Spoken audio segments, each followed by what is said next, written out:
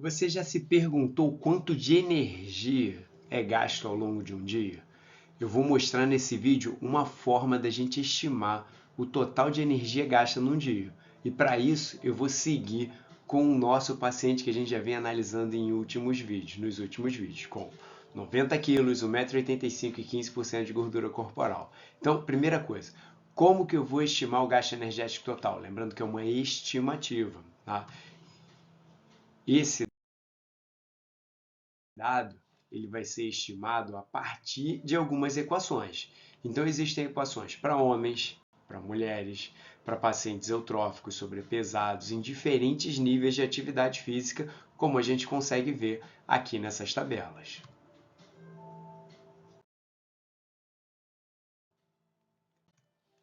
Bom, a primeira questão é qual a equação que eu vou escolher. Então, o nosso paciente tem 22 anos, sexo masculino. Então, peraí, já vou escolher uma das duas opções, eutrófico ou sobrepesado. Só que a gente já fez esse cálculo antes. Eu já sei que ele é sobrepesado. Como que eu sei que ele é sobrepesado? Porque eu calculei o IMC dele.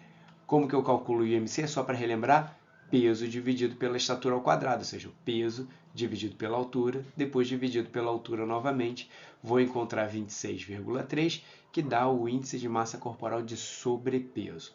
Bom, então eu vou escolher a equação de sobrepesado. Então eu já tenho aqui o sexo e qual é o tipo de equação que eu vou escolher. Agora está faltando a gente identificar algumas outras variáveis. Olha aí, a gente tem aqui desse lado um nível que é sedentário, leve, moderado e intenso. No nosso exemplo, é um paciente que a gente vai considerar com um nível leve de coeficiente de atividade física, também chamado de nível de atividade física, o fator atividade física, tudo sinônimo, não se preocupa com isso. Então, para esse sujeito que é sobrepesado, a gente vai utilizar o nível leve. Ele é um jovem universitário que faz exercício físico uma vez por dia, 5 vezes por semana, 40, 50 minutos no máximo ali. Então eu consideraria ele moderado ou intenso se ele tivesse mais horas numa intensidade maior de atividade física, porque se ele só é universitário, significa que a maior parte do dia dele é sedentário, com exceção do momento em que ele está em atividade física. Só essa classificação já dá um bom debate. Mas vamos focar mais na parte dos cálculos. Eu já estou dizendo para vocês, ele é um indivíduo universitário que tem um nível de atividade física leve. Então eu vou utilizar o 1,12. Onde que eu vou colocar o 1,12? Aqui na nossa equação. Então, observem a equação. 1086 menos 10,1 vezes a idade. Então, 1086 menos 10,1 vezes a idade, 22 anos. Coeficiente de atividade física, 1,12, vezes 13,7 vezes o peso, então 13,7 vezes 90, mais 416 vezes a estatura, 1,85. Respeitem as chaves, conchetes e as regras de primeiro faz multiplicação e depois faz soma e subtração, tá? Então, vamos seguindo.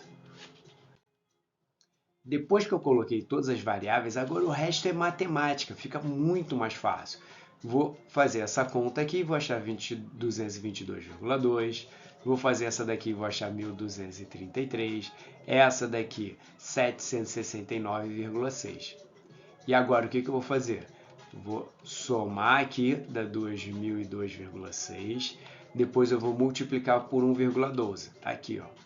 Agora o resto, molezinha. 1086 menos 222,2 mais 2.242,9. Total, 3.106,7 quilocalorias.